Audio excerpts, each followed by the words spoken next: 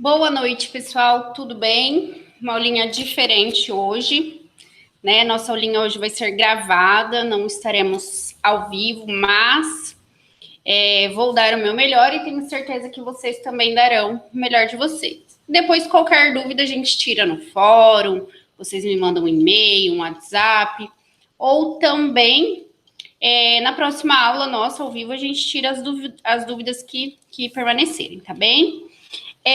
A última aula, a gente falou da extinção da punibilidade, uma das causas extintivas de punibilidade consistente na prescrição, certo? As duas últimas aulas a gente falou da prescrição, que é um tema um tanto quanto mais complicado, mais complexo.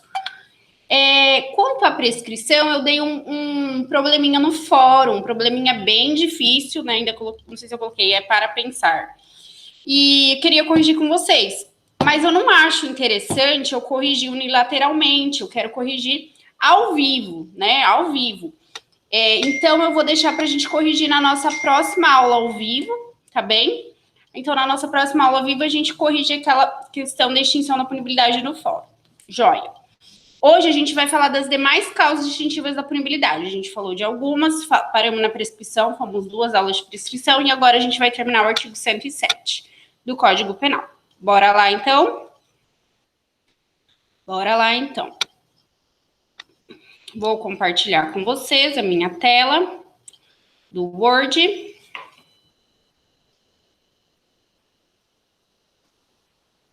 Acho que tá ok, né? Acho que deu certo aqui. Vamos lá, gente. Então, o artigo 107 fala das causas distintivas de punibilidade, né? Que é a impossibilidade de punir o autor do crime, seja pela prescrição, decadência, perempção e outros mais. Vimos o inciso 1, que é pela morte do agente. 2, anistia, graça e indulto. 3, retroatividade da lei penal, que não considera mais fato criminoso. 4, acabei de falar. Aí faltou, então, a gente ver inciso 5, 6 e 7, que diz o seguinte. Pela renúncia do direito de queixa ou pelo perdão aceito nos crimes de ação penal privada. Pela retratação do agente nos casos em que a lei admite. Pelo perdão judicial nos casos previstos em lei. Então, esses 3 incisos também são causas extintivas da punibilidade do agente. Se ocorrer um desses 3 fatos no caso concreto, extingue a punibilidade do agente, então o Estado não vai ter mais o direito aí de punir esse autor do crime. Joia? Então, vamos ver detalhadamente o inciso 5, o inciso 6 e o inciso 7. Bora lá.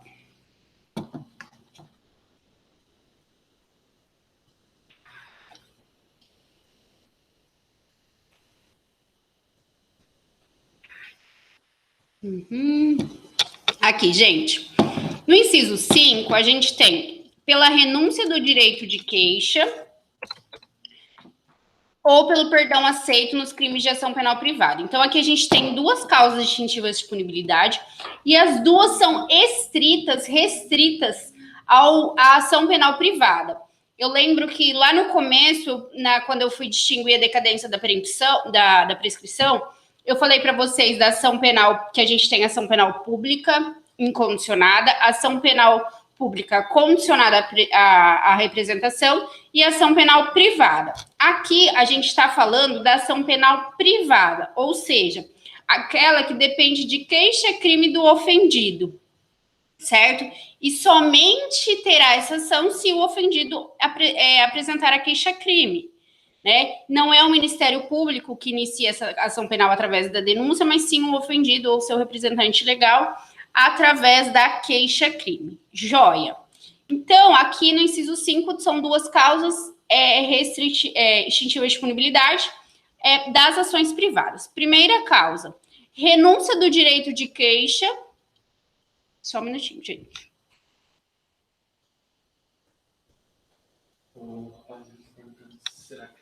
Peraí, deixa eu pausar, peraí.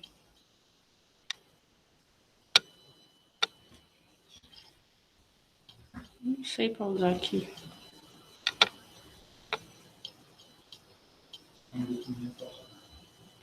Volta ali no seu tio, ele faz um favor. Por favor. Gente, então veja bem. Desculpa interromper aqui, tá? vocês não estão ao vivo, mas eu estou e eu não sei pausar a câmera. Então, tem esses imprevistos. Não sei pausar a câmera, não, né? Não sei pausar a gravação. Então, vamos lá. Primeira causa extintiva da punibilidade do inciso 5.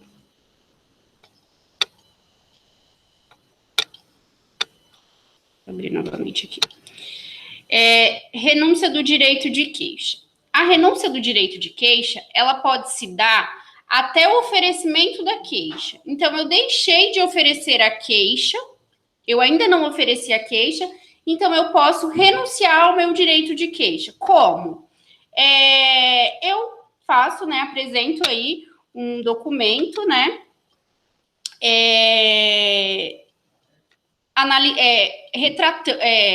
dizendo, né, constando que eu renuncio, em que pese a ocorrência dos fatos, eu renuncio ao direito de queixa, né? Então, veja bem o que eu coloquei aqui no material de vocês. Aqui, duas causas distintivas do 107, inciso 5 do CP. Renúncia é a abdicação do direito de promover ação penal, pelo ofendido ou pelo seu representante legal. Beleza, que a gente já falou. Somente é possível ocorrer antes de iniciada a ação penal privada, ou seja, antes de oferecida a queixa-crime. Sim, a renúncia é antes de oferecer a queixa-crime. A gente vai ver que o perdão é depois do oferecimento da queixa-crime. Então, se a gente colocar aqui uma linha, imagina assim, uma linha, né? Essa é a ação penal. E aqui tem o X, que é o oferecimento da queixa-crime. A gente tem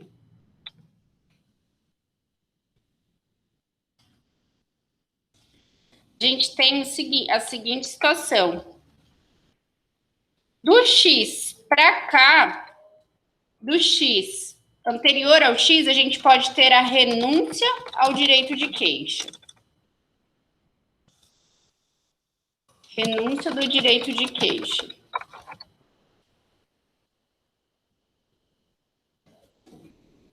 E do X para lá, a gente vai ter o perdão aceito, que a gente vai ver que o perdão, ele tem que ser aceito pelo ofensor, tá? Então, bora lá. A renúncia pode ser expressa ou tácita. A expressa é aquela escrita, né? Aquela declaração escrita, assinada pelo ofendido, pelo seu representante legal ou pelo procurador, com poderes especiais, já vou explicar isso para vocês. Então, assim, eu tenho um documento declarando que eu renuncio ao direito de oferecer queixa contra aquele agente decorrente daquele fato. Essa é a renúncia expressa. E a renúncia tácita, né, que a doutrina fala, é quando você comete um ato, você pratica um ato contrário, incompatível, né, com a vontade de dar início à ação penal privada. Por exemplo, vou jantar na casa do meu ofensor após a ofensa. A doutrina traz esse exemplo. Então, assim, eu renunciei ao meu direito de queixa. Por quê? Seja porque a gente já está tendo voltamos a ser amigos, vamos dizer assim, já estamos jantando um na casa do outro, mas a que vale aqui, né, é a renúncia expressa, né? Eu faço um documento, declaro que eu a que vale, assim, que eu digo, um documento, né, a que você faz mediante declaração, que pode ser feito, inclusive, pelo procurador, é a renúncia expressa. Por que procurador com poderes especiais, gente? Porque o artigo 50 do CPP fala que na ação penal privada, o procurador ele tem que ter poderes especiais, certo? Beleza. E o perdão do ofendido? O perdão do ofendido é a manifestação da vontade, expressa ou tácita, do ofendido, certo? Na ação penal. Então, já teve o oferecimento da queixa-crime, então é da queixa-crime para lá. E depende, sim, da aceitação do ofensor, certo? Depende da aceitação do ofensor. Essa aceitação, ela poderá ocorrer de forma expressa também ou tácita. Então, vamos lá. Por sua vez, o perdão do ofendido é manifestação de vontade, podendo ser expressa ou tácita, do ofendido ou de seu representante, no sentido de desistir da ação penal privada já iniciada. Ou seja, é a desistência manifestada após o oferecimento da queixa. Isso a gente já constou lá em cima. Percebe-se claramente que a renúncia é anterior e o perdão do ofendido é posterior à propositura da ação penal privada. Joia, também já falamos disso. Outra evidência é que o perdão do ofendido somente é possível na ação penal exclusivamente privada, sendo inadmissível na ação penal privada subsidiária da pública, já que se mantém sua natureza de ação pública. Tá. O que é isso aqui, gente? Vocês vão ver em processo penal que dentro da ação penal pública e dentro da ação penal privada, dentro da divisão de ação, né, da classificação, existe uma ação que chama ação penal privada subsidiária da pública. Como que é essa ação? A ação, em tese, na verdade, a ação, o crime da ação, ele é um crime público, então ela inicia pública, mas o Ministério Público deixa de oferecer a denúncia num prazo legal, certo? Se ele tem ali 15 dias para oferecer a denúncia, ele deixa de oferecer a denúncia no caso legal. O ofendido, então, pode oferecer uma queixa-crime subsidiário, ou seja, então o MP, o promotor, não ofereceu denúncia nesse caso? Não, já foi o prazo dele, até agora ele não ofereceu. Então eu vou oferecer uma queixa-crime. Então essa ação, essa espécie de ação chama ação penal privada subsidiária da pública. Por quê? Porque ela tem a natureza pública, mas diante da inércia do MP, o ofendido assume, né, aí a titularidade dessa ação. Então, essa é a ação penal privada subsidiária da pública. E nesse parágrafo aqui eu digo o seguinte, que o perdão do ofendido somente pode ocorrer na ação penal privada propriamente dita. Na privada subsidiária da pública, não, porque ele não é o titular da ação. Ele, subsidiariamente, né, naquele caso, ele substituiu o Ministério Público, mas ele não tem o poder de dar um perdão ali. Joia? Então, tá bem. Vamos lá. E também, só é possível o perdão do ofendido depois de iniciada a ação penal privada com oferecimento da queixa-crime até o trânsito em julgado da sentença. Então, o que eu estou dizendo aqui? Nessa nossa linha aqui, nós vimos o seguinte. Houve o fato, né? Houve o fato aqui nessa linha aqui. Aqui no X, houve o oferecimento da queixa. Então, a renúncia do direito da queixa, ela tem que ocorrer aqui antes. Depois do oferecimento da queixa, somente o perdão, né? E esse perdão, ele é do X até, ele deve ocorrer do X até o Y.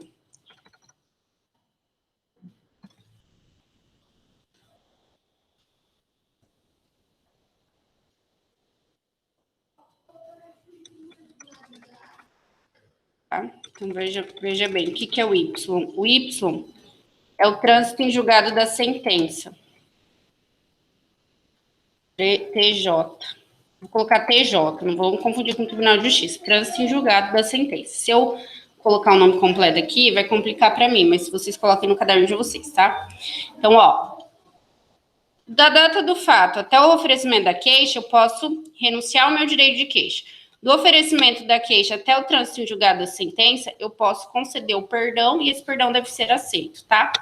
Então, é isso aqui, ó, perdão, é isso que eu disse naquele parágrafo. O perdão deve ocorrer do oferecimento da queixa até o trânsito em julgado da sentença penal. Beleza. O perdão pode ser processual, concedido nos próprios autos, né? Ou extraprocessual, quando concedido fora dos autos. Aí, tá, veja bem. Oferecido o perdão, nos autos, né? E o querelado, que é o ofensor da ação penal privada, ele vai ter o prazo de 3 dias, salvo engano, para se manifestar. Se ele não se manifestar, tacitamente ele vai estar aceitando aquele perdão, tá? Então, o ofendido, que é o querelado, ó, na ação penal, na ação privada, na ação pública, é autor e réu. Na ação penal privada, vou anotar aqui para vocês. A gente tem duas figuras, o querelante, que é o ofendido, que é o autor da ação, e o querelado, que é o chamado réu da ação penal privada, que é o ofensor. Então, o ofendido oferece o perdão e o ofensor tem aí o prazo de 3 dias para aceitar esse perdão. Ele pode aceitar expressamente ou ele pode recusar. Ou ele pode simplesmente deixar o prazo de 3 dias e não falar nada. Se ele deixar esse prazo em albis, ele não se manifestar, ele vai tacitamente aceitar esse perdão, certo? Só deixa eu confirmar se o prazo é de 3 dias. Vou olhar aqui no CPP.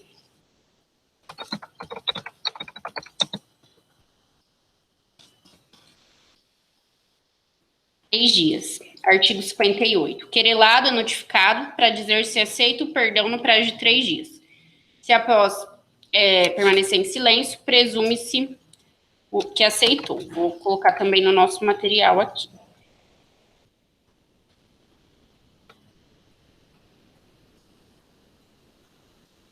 Ficou defensora, defensor, né?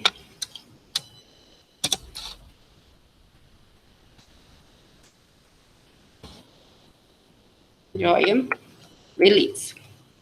Então, esse daqui, gente, é a figura do perdão judicial, beleza? Depois, no inciso 6, a gente tem a figura da retratação, tá? Retratar é desdizer o que se diz. Então, primeiro eu representei, depois eu retrato, certo? Eu estou desdizendo daquela minha representação. A lei penal brasileira prevê essa causa extintiva de punibilidade em pelo menos 2 passagens do Código Penal. Vamos lá, artigo 143 do Código Penal diz que a retratação é admitida nos crimes contra a honra, mas apenas nos casos de calúnia e difamação, sendo inadmissível no crime de injúria. Então, o que é retratar? Retratar é desdizer o que disse, beleza? Tá. Então, eu cometi um crime, realmente cometi um crime, eu disse que o João havia, no dia de ontem, furtado o notebook da Rafaela na faculdade. Beleza. Isso, quando eu fiz isso, eu cometi um crime de calúnia, se esse fato é falso. Por quê? Porque eu imputei a alguém um fato criminoso, falsamente um fato criminoso. Jó. Depois de 2, 3 dias, eu posso retratar daquilo ali. Ou, não, 2, 3 dias veio na minha cabeça.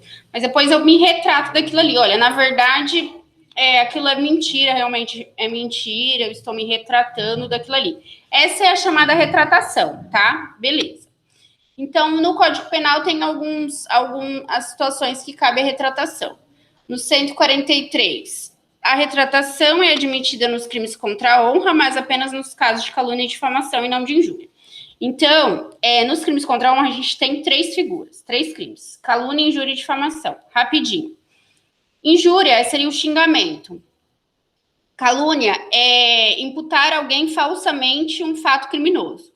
E a difamação é imputar a alguém um fato desonroso, certo? Então, não é crime, mas é desonroso. Que, indiferente de ser verdade ou não, não deveria, né, estar falando isso aí. Beleza. A retratação nos crimes contra a honra, que são esses crimes, cabe quanto à calúnia e cabe quanto à difamação, mas não cabe quanto à injúria. Joia. Então, se eu me retratar numa calúnia e numa difamação, eu tenho minha punibilidade extinta.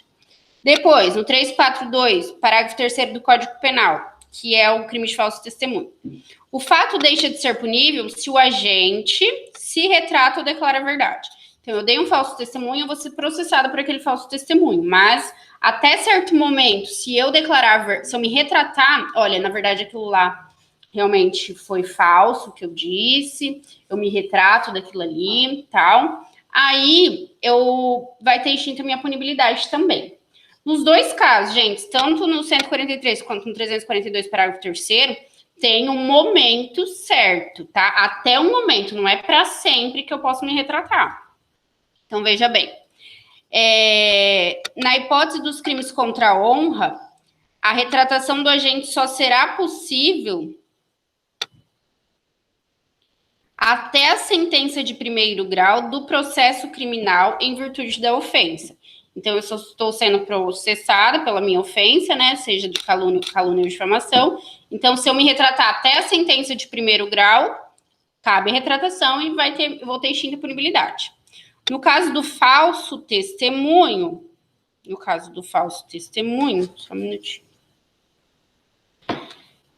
A retratação só será admitida até a sentença de primeiro grau, em que se deu o falso. Ou, na hipótese dele ter ocorrido em procedimento da alçada do júri popular, até o veredito dos jurados. Então, se o meu falso testemunho foi num processo comum, né, não do tribunal do júri, também, até a sentença de primeiro grau. Agora, se foi no plenário do tribunal do júri, né, em procedimento da alçada do júri popular, não é, na verdade, não necessariamente no plenário, né, pode ter sido na primeira fase, porque é em procedimento de competência do tribunal do júri. Então, até o veredito dos jurados, eu posso me retratar, que eu vou ter extinta punibilidade. Beleza. Sobre a comunicabilidade das causas extintivas, depende das circunstâncias. Por exemplo, a retratação do 143, que é dos crimes contra a honra, ela não comunica aos demais defensores. Então, aos demais ofensores, desculpa. Eu e a Tainá cometemos o crime de calúnia contra a Ingrid, por exemplo. Eu me retratei. O fato de eu ter me retratado não vai comunicar a Tainá, ela vai continuar respondendo, a não ser que ela se retrate também. Beleza. A do artigo 342, parágrafo 3º, que já é do falso testemunho, é comunicável, uma vez que a lei diz que o fato deixa de ser punível, e não apenas o agente. Então, se juntamente comigo, alguém também foi coautor ali, né, se alguém foi coautor juntamente comigo do falso testemunho, também vai extinguir a punibilidade desse coautor, tá, ou desse partícipe. Beleza? Joia, gente. O inciso 7, então, sétimo, vai trazer a última causa extintiva da punibilidade, o perdão judicial. Tomem cuidado, gente, para não confundir com perdão lá na ação penal privada. Não. Lá é um perdão do ofendido, somente ação penal privada. Aqui é um perdão do juiz. O juiz que concede ao réu o perdão. Ah, quando ele faz isso? Quando ele quer? Não. Tem as causas, aliás, tem as hipóteses no Código Penal ou na lei de contravenção, tem também, por exemplo, enfim. Na delação premiada, tem também. Então, é um poder do juiz, né? Mas também é um direito subjetivo do réu, porque preenchidos os requisitos, o juiz tem que dar esse perdão, tá? A doutrina tem entendido dessa maneira, que não é um poder do juiz, é um dever, né? Se preenchidos os requisitos, o réu tem o direito de ter esse perdão. Então, existia realmente esse debate, existe, né? É um direito subjetivo do réu ou não? Ou o juiz tem a discricionariedade, ele pode conceder ou não. Mas tem se entendido hoje, majoritariamente, que preenchidos os requisitos, né, ou seja, estando o réu inserido naquela situação em que prevê a possibilidade do perdão, o juiz deve dar o perdão judicial para ele. Beleza. Feito isso. Então, é um rol taxativo, tá? Somente vai ter o perdão judicial quando a lei trouxer dessa maneira, quando estiver ali na lei dessa maneira. Então, eu trouxe aqui para vocês as hipóteses do Código Penal que traz o perdão judicial. Importante causa, vamos ler aqui que eu coloquei no material de vocês. Importante punibilidade é o perdão judicial. Consistente em uma faculdade do juiz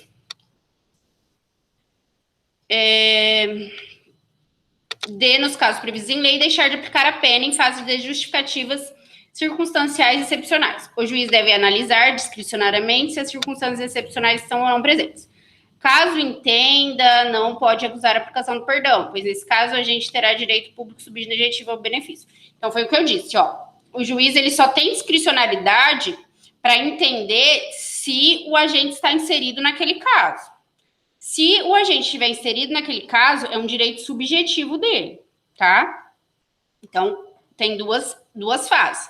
Primeiro, o juiz tem um poder discricionário, né, de analisar se as circunstâncias estão presentes ali. Se tiver, é um direito subjetivo do réu. Então, ele não pode colocar assim, em que pese realmente ele estar inserido no parágrafo 5º do 121, deixe de aplicar, pois não quero. Melhor, toda decisão tem que ser fundamentada, né? Então, pois não é passível no caso concreto, pois o crime foi grave, enfim. O crime não vai ter sido grave, porque se for grave não é caso de perdão.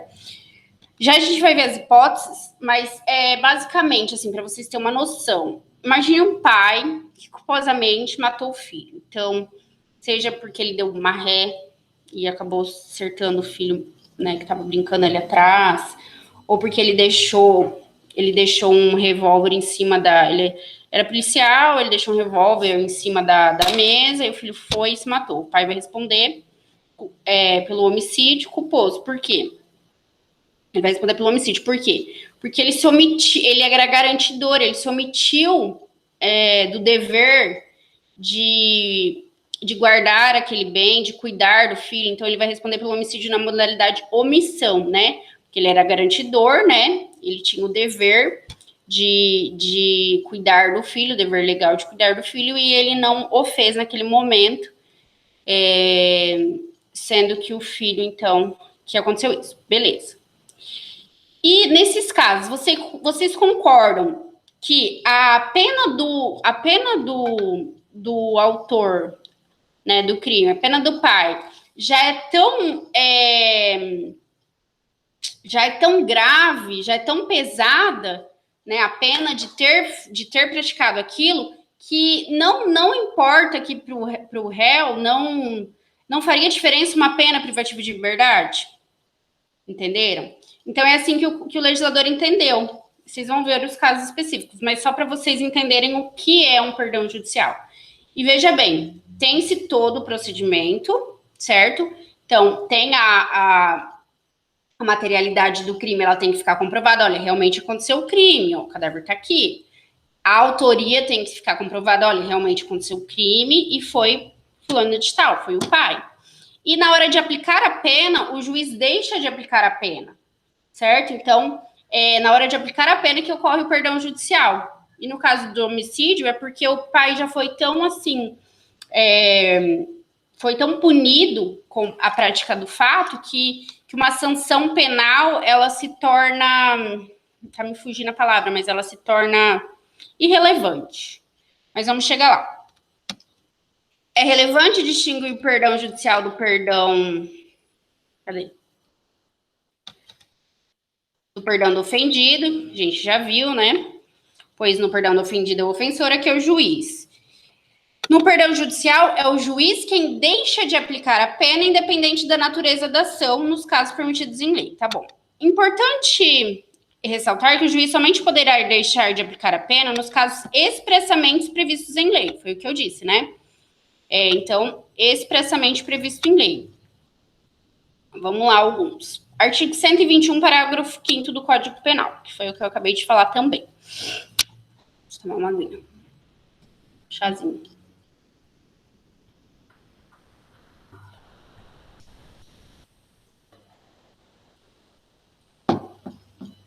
Na hipótese do homicídio culposo, o juiz pode deixar de aplicar a pena se as consequências da infração atingirem o próprio agente de forma tão grave que a sanção penal se torne desnecessária. Foi aquele caso. O pai culposamente atropelou o filho, o pai deixou a arma, o filho se matou. A sanção penal é desnecessária porque o resultado da conduta do pai, ele já o puniu, certo? Então, beleza. Aqui não é necessariamente do pai, tá? Fala do agente. Então, um pai, um irmão, um amigo até. Beleza. Artigo 129, parágrafo 8º. Lembrando que o 121 é do homicídio, então fala do perdão judicial no homicídio. Vou colocar aqui. Até. Perdão judicial no crime de homicídio. Beleza. Aqui, gente, é o perdão judicial no crime de lesão corporal. Sempre culposo, né, gente? Aqui no homicídio e no lesão. Lesão, perdão judicial. Eu não vou colocar perdão judicial, vou colocar lesão corporal. Aplica-se a lesão corporal disposto no parágrafo 5º do artigo 121. Então, lesão corporal culposa também se aplica o parágrafo 5º do 121, que é isso aqui. Beleza. Artigo 140, parágrafo 1º, inciso 1 e 2. Trata-se dos crimes contra a honra. Abrem lá o Código Penal, também vou abrir o meu. 140, né? A gente está falando dos crimes contra a honra, que vai do 138 seguintes. O 140 vai tratar da injúria. Quais incisos que eu coloquei ali no material? Parágrafo 1º, 1 e 2. Beleza. Então, aqui a gente coloca que é da injúria. O juiz pode deixar de aplicar a pena. A injúria seria o xingamento, tá? O crime de injúria fala assim, ó. Injuriar alguém ofendendo-lhe a dignidade ou decoro. Então, xingar alguém ofendendo-lhe a dignidade ou decoro. O juiz pode deixar de aplicar a pena quando o ofendido de forma reprovável provocou diretamente a injúria, ou no caso de retorção imediata que consiste em outra injúria. Então, nesses dois casos também, o juiz pode conceder o perdão judicial e o agente terá, então, a sua punibilidade extinta. Artigo 180, parágrafo 5º. 180, gente, é a receptação. Ah, eu pulei um aqui, né? 176. Tomar refeição em restaurante, alojar-se em hotel ou utilizar-se do meio de transporte sem dispor de recursos para efetuar o pagamento. Então, vocês nem sabiam, mas existe esse crime no Código Penal, artigo 176, que seria outras fraudes o nome do crime, mas não tem um nome específico, né? Quando que o juiz pode deixar de aplicar a pena aqui? Tá no parágrafo único. Somente se procede mediante representação, então é um crime de ação penal pública condicionada à representação, e o juiz pode, conforme essas circunstâncias, deixar de aplicar a pena. Então, se o juiz analisar naquele caso concreto, que tratava-se, por exemplo, de pessoa que não possuía recursos, né, estava ali com fome, enfim, ele pode deixar de aplicar a pena.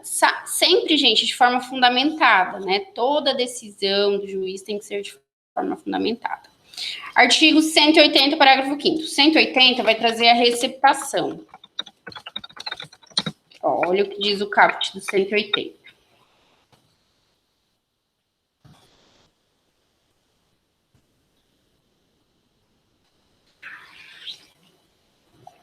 Adquirir, receber, transportar, conduzir ou ocultar em proveito próprio ou alheio, coisa que sabe ser produto de crime, ou influir para que terceiros de boa-fé adquira, receba ou oculte.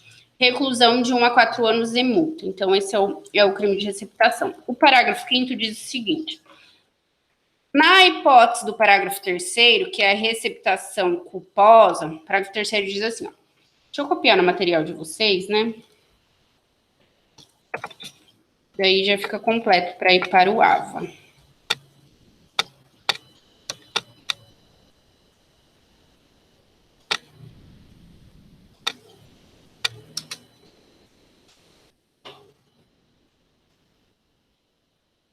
Eu vou copiar só o caput e o parágrafo 3º, tá?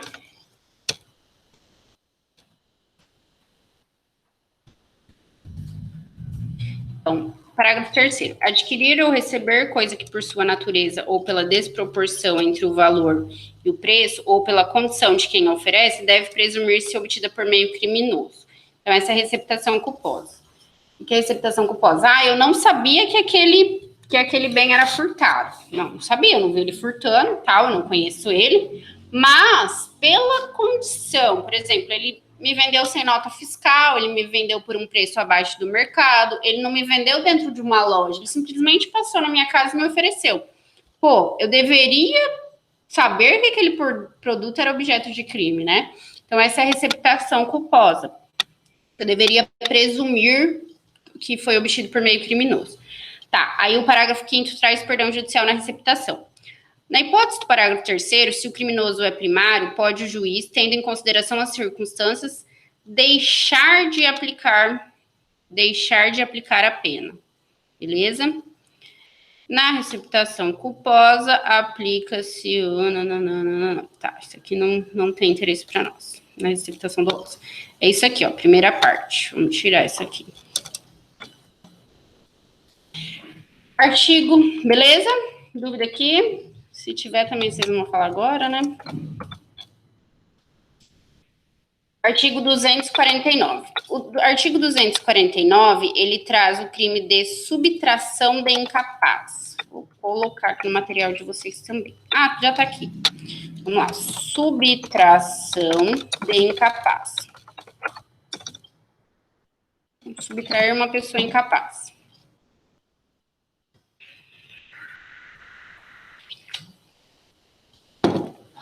Artigo 249.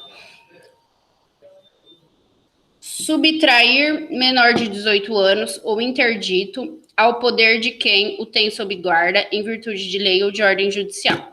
Detenção de 2 meses ou 2 anos, fato não constitui elemento de outro crime. Parágrafo 1º. O fato de ser o agente pai ou tutor do menor ou curador do interdito não exime de pena, se destituído ou temporariamente privado do pacto, poder, curatela ou guarda. Tá. Parágrafo 2º. No caso de restituição do menor ou do interdito, se este não sofreu maus tratos ou privações, o juiz pode deixar de aplicar a pena. Então, aqui é uma causa extintiva de punibilidade consistente no perdão judicial, no crime de subtração de incapaz, quando foi restituído o menor ou interdito e este não sofreu maus tratos ou privações. Joia? Aqui coloquei no material de vocês quanto à delação premiada, ó. Lei 12.850 de 2013. Vamos pegar ela aqui também.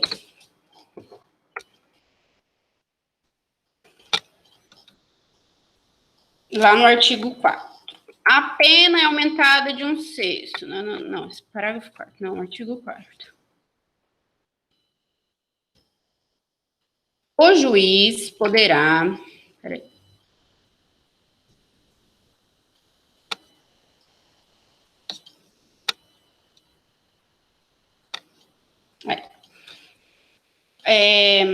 Outro importante caso de perdão judicial, que tem suscitado acirradas discussões no meio jurídico, é o previsto para a delação premiada, por força do artigo 4º da Lei 12.850 de 2013, que introduziu os meios legais de prova e de combate às organizações criminosas. O artigo 4º diz o seguinte: o juiz poderá, a requerimento das partes, conceder o perdão judicial, reduzir de até 2/3 a pena privativa de liberdade ou substituí-la por restritiva de direitos daquele que tenha colaborado efetiva e voluntariamente com a investigação e com o processo criminal, desde que dessa colaboração advenha um ou mais dos seguintes resultados. Inciso 1, identificação dos demais coautores e partícipes da organização e das infrações penais por eles praticadas. A revelação da estrutura hierárquica e da divisão de tarefas da organização criminosa. A prevenção de infrações penais decorrentes das atividades da organização criminosa. A recuperação total ou parcial do produto ou do proveito das infrações penais praticadas pela organização criminosa. A localização de eventual vítima com a sua integridade física preservada. Então, gente, aqui no caso de delação premiada, o que é delação premiada? O agente, ele entrega, né, os demais. Chulamente falando, é isso. Se presente um ou mais desses incisos, caracteriza a delação premiada, E daí o juiz poderá substituir a pena privativa de liberdade com esse tipo de direito, reduzi-la em até 2/3 ou conceder o perdão judicial. Veja só. Veja só. Demais isso, né? A gente fazer, depois ir lá, delatar e ter o perdão judicial. Por isso que é algo muito discutido, né? Tem suscitado aí acirradas discussões no meio jurídico. Beleza, gente. Qual é a natureza jurídica da sentença concessiva do perdão judicial? A natureza jurídica. É uma declaratória de extinção da punibilidade ou é uma sentença condenatória? Porque você reconheceu que houve o crime, você reconheceu que houve quem foi o autor, só que você deixa de aplicar a pena, certo? E, segundo a teoria tripartida, o crime ele é composto por fato típico, punível e culpável. A pena, fato típico, punível, culpável, fato típico, é isso mesmo. A pena, ela estaria fora dos três, né? A pena, a isenção de pena, ela estaria fora. Então, assim, já que essa causa específica de extinção da punibilidade, ela só isenta de pena, ela seria uma sentença condenatória, ou ela seria absolutória, ou ela seria como as outras de natureza extintiva da punibilidade. Então, a gente tem duas correntes. Uma diz que é condenatória. A sentença que concede o perdão judicial é condenatória, uma vez que ela só perdoa a quem errou. O juiz, antes de conceder o perdão judicial, deve verificar se a prova da autoria e do fato, que foi o que eu falei, né? Materialidade e autoria. Se há causa excludente de licitude e da culpabilidade, para só então condenar o réu e deixar de aplicar a pena, concedendo perdão. É a orientação seguida pelo STF, né? Tá. Essa posição acabou reforçada pelo artigo 120 do Código Penal, que expressamente diz que a sentença que conceder o perdão judicial não prevalece para efeito de reincidência. Então, a gente tem duas correntes, sendo que uma entende que é de natureza condenatória, porque ela condena, né? Porque ela tem toda uma instrução, ela entende que houve uma materialidade de autoria, só que ela deixa aplicar a pena. Já a segunda corrente diz que é declaratória de extinção da punibilidade, assim como as demais que extinguem a punibilidade. A sentença que concede o perdão judicial é meramente declaratória da extinção da punibilidade, não surtindo nenhum efeito penal ou extrapenal. Essa é a posição do STJ, essa foi boa. STJ, na súmula 18. A sentença concessiva do perdão judicial é declaratória da extinção da punibilidade, não subsistindo qualquer efeito condenatório. Então, aí existem essas duas correntes, mas, porém, contudo, todavia, o STJ já sumulou o entendimento de que ela é extintiva da punibilidade. É uma sentença declaratória de extinção da punibilidade. Joia? Para fechar a nossa aula de hoje, e para fechar as causas distintivas da punibilidade, trouxe um exercício aqui para vocês. Vamos lá. Analise a situação hipotética seguinte e assinale a alternativa correta. A parte boa de fazer aula ao vivo é que agora eu ia colocar alguém para ler e ia tomar um chazinho, né? Porque minha garganta tá... Parei de falar.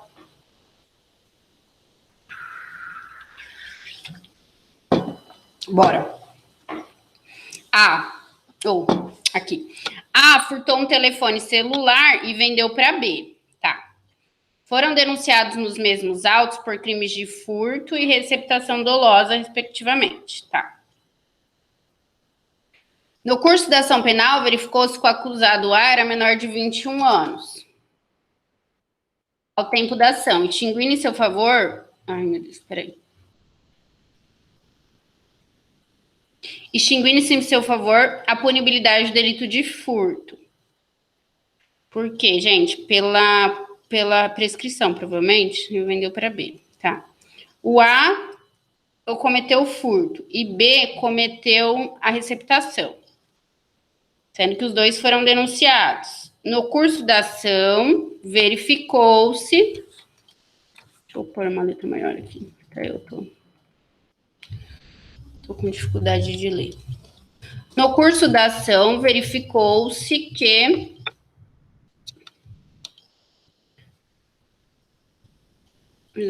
que o acusado A era menor de 21 anos em tempo da ação, extinguindo-se em seu favor a punibilidade do delito do furto, provavelmente pela prescrição, né? Porque como ele tinha 21 anos no tempo da ação, a prescrição, a prazo prescricional, ele cai pela metade, então provavelmente por isso. O corréu B possuía 26 anos ao tempo do delito. A extinção da punibilidade que beneficiou A favorece B, denunciado pela suposta prática de receptação. Aí a gente tem aqui, não por se tratar de receptação dolosa, sim por se tratar de crimes praticados com coautoria. Não porque a extinção da punibilidade do crime é pressuposto de outro não se estende a esse. Sim, porque extinta a punibilidade do furto, desaparece da receptação, o delito de receptação, pressuposto do furto. Gente, isso aqui a gente estudou na aula passada, quando a gente falou da prescrição. Cadê?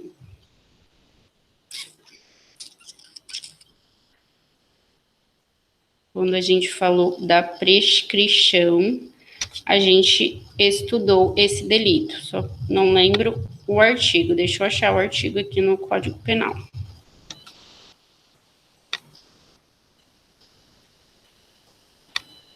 (110, 115, por ali. Peraí. Ctrl F, 110.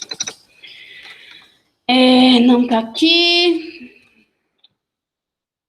Vocês já devem saber a resposta, mas é interessante a gente achar o artigo 108.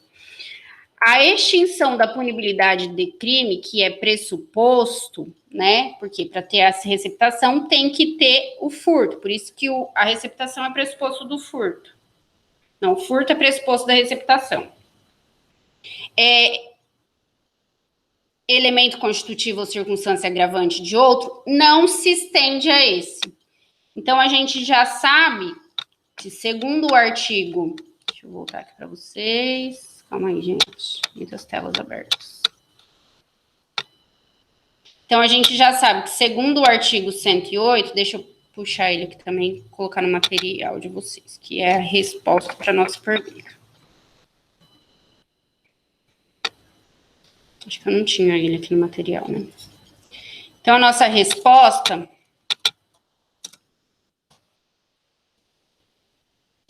vai estar no artigo 108. A extinção da punibilidade de crime, que é pressuposto, então, o furto é pressuposto da receptação, porque se não tivesse o furto, a gente não teria receptação.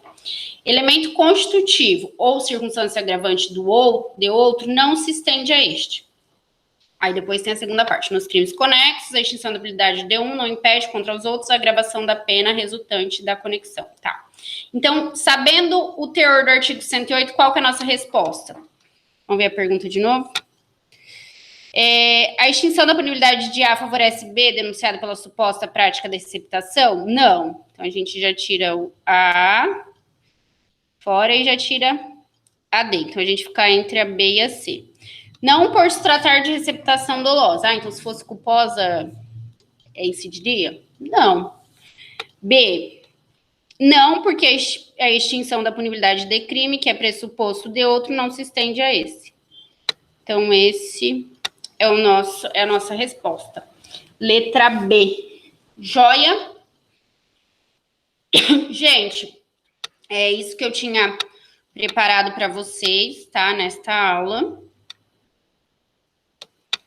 Aí, com isso, a gente fechou as causas distintivas da punibilidade, vez que nós fechamos, vez que nós vimos a morte do agente, a anistia, graça e indulto, retroatividade da lei, prescrição da lei penal que não considera mais fato criminoso, prescrição da cadência de permissão, que foi a prescrição que tomou mais tempo, renúncia do direito de queixa perdão aceito pelo ofendido, retratação do agente, e pelo perdão judicial. A gente tem aí 7 incisos, mas dentre eles tem várias causas distintivas da punibilidade do agente. Então, o material da aula de hoje vou postar para vocês, tá? Mas então a gente encerra esse artigo 107 e, consequentemente, as causas distintivas da punibilidade. Vamos ver o que vai ficar faltando aqui para nós estudarmos. Semana que vem, tem semana que vem, tem umas 4 semanas ainda, eu acho. Não, se a nossa prova é dia 1º, né, começa, não é isso? Se a prova começar dia 1º, a gente tem a semana do dia 17 e a semana do dia 24. Isso mesmo, a gente tem a semana do dia 17 e a semana do dia 24. Segundo o nosso plano aqui, deixa eu ver, plano de ensino, terceiro. Deixa eu ver o que tá faltando aqui pra gente.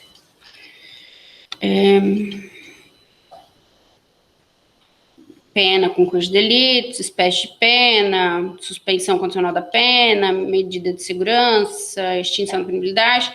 Acho que falta efeitos da condenação, a gente já viu? Acho que já. Livramento condicional. Falta a gente ver o livramento condicional. E depois vocês me falam se a gente viu os efeitos da condenação. Artigo 92, 91. Eu acho que a gente já viu, mas se a gente não viu, vocês me avisam. Se a gente viu, tá faltando só o livramento condicional. Joia? Muito obrigado. Uma boa noite para vocês e até semana que vem, se Deus quiser. Beijinhos. Semana que vem estaremos ao vivo.